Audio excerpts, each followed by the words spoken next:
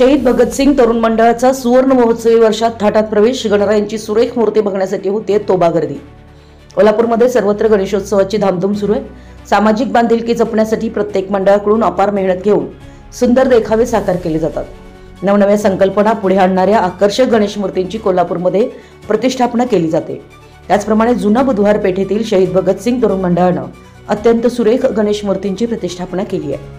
शहीद भगतसिंग तरुण मंडळाचे 50वे म्हणजेच सुवर्ण महोत्सवी वर्ष आहे। सर्व सदस्यांनी खूप मेहनत घेत सिंहासनारूढ गणेश मूर्ती, जिच्या पाठी महादेवाचा शांत देखावा आहे, अशा मूर्तीची प्रतिष्ठापना केली आहे।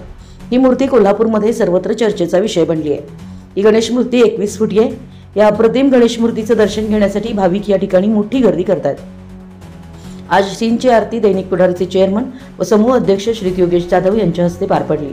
शहीद भगतसिंग तरुण मंडळ सन 1975 पासून अविरतपणे गणरायाची सेवा करतात। उत्सव समिती कार्यकारिणीचे अध्यक्ष अमित जाधव, उपाध्यक्ष प्रमोद नायकवडे, कार्याध्यक्ष रविराज भोसले, खजानीस अभिषेक कल्याणकर, कुणाल भोसले, अमित चव्हाण, मकरंद स्वामी, चिन्मय स्वामी यासह इतर सदस्यांनी या देखाव्यासाठी विशेष मेहनत घेतली आहे।